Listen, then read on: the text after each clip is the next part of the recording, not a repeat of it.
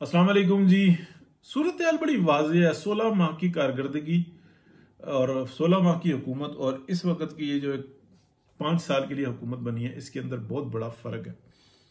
मैंने अपने पहले व्लॉग में बताया कि शहबाज शरीफ साहब को 16 माह की हुकूमत में बार बार समझाया गया मियाँ साहब की तरफ से, ऐसे करो, ऐसे ना करो, ऐसे करो, ऐसे ना करो।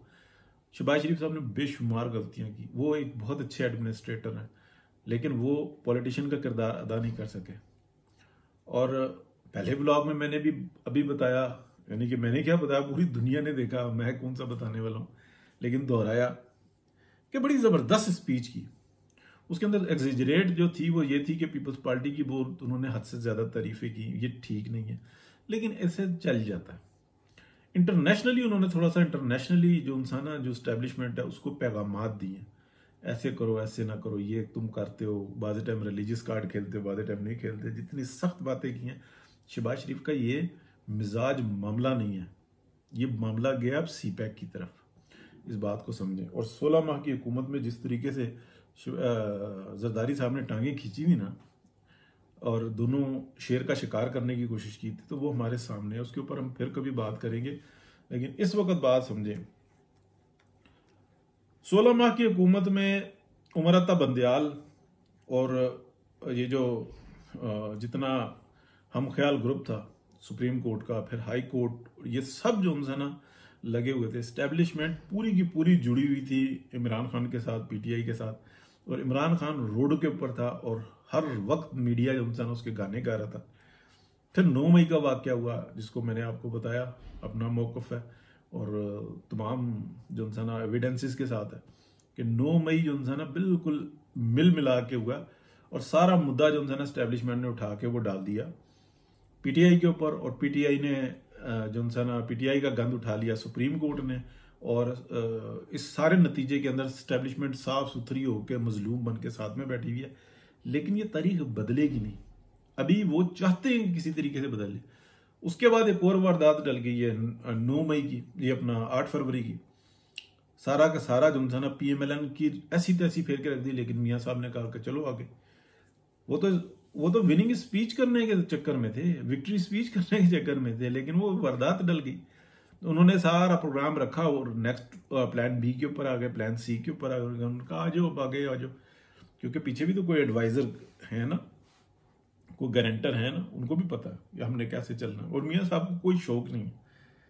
अब देखें कि स्पीच होती है और शहबाज शरीफ साहब बड़ी टिकावा किस्म की स्पीच करते हैं, और लोकल भी नहीं, इंटरनेशनली जो है ना वो बताते हैं कि जनाब यूएनओ का ये किरदार है, वो यहाँ पे ये बात करते हैं, ये बात करते हैं। पिछले 5 साल के अंदर, 10 साल के अंदर कोई मियाँ शहबाज शरीफ साहब की कोई एक ऐसी स्पीच बताए जो उन्होंने आज की, कि डायरेक्टली जो इंसान ना उन्होंने इंटरनेशनल एस्टेब्लिशमेंट के गले पे हाथ डाला। क्या वजह है, इस बात को आप समझें, मैं भी समझ रहा हूं।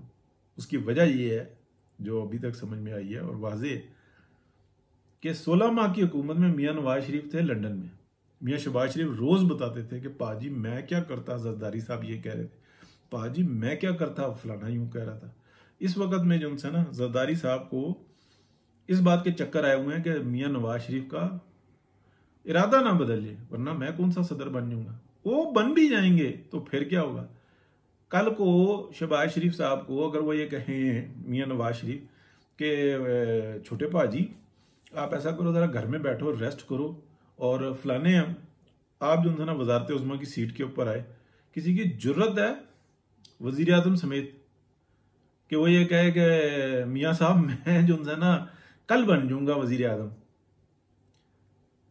नहीं है किसी की जरूरत। या शहबाज शरीफ साहब की जरूरत है, अच्छा मैं आज का दिन गुजार लूं तो मैं कल देख लूंगा, कर लेंगे, नहीं। तो स्पीच वो कहां से रोक लेते।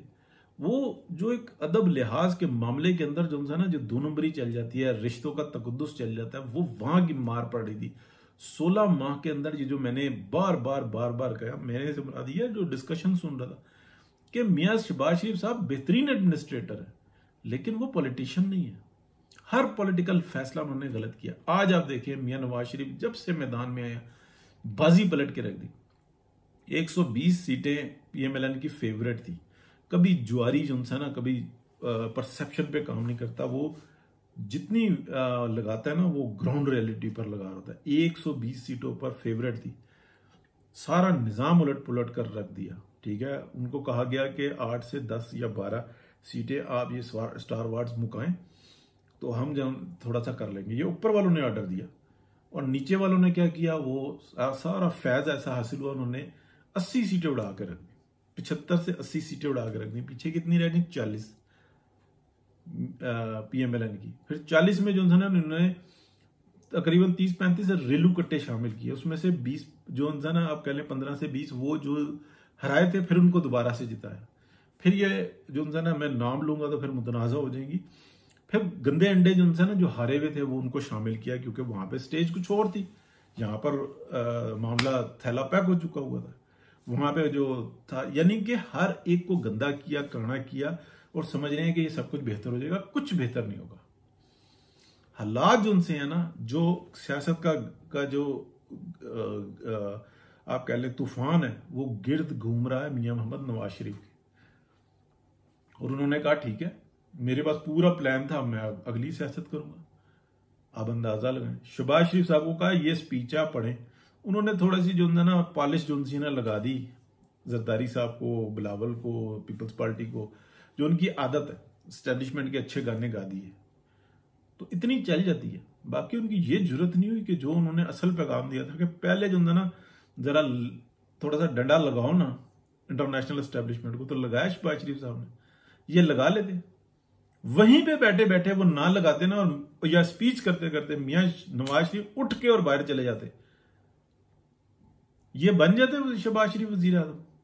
या कल वो बन जाए, परसों बन जाए, साल 6 महीने बाद बन जाए और मियां साहब कहें कि आया भाई तू अब जरा इस सीट पे फलाने बैठ। मैं बड़ी गंदी जबान इस्तेमाल कर रहा हूं, या मुअज़्ज़ब कर लेते हैं कि साहब ये करारदाद पेश करें, कल से वजारत उज़्मा की मनसब पे आप बैठेंगे। किसी की जुर्रत है? शहबाज शरीफ साहब की जुर्रत है? कोई है सियासत में इतना तगड़ा कि मियां नवाज शरीफ को चैलेंज करे? इसलिए वो वही बोले।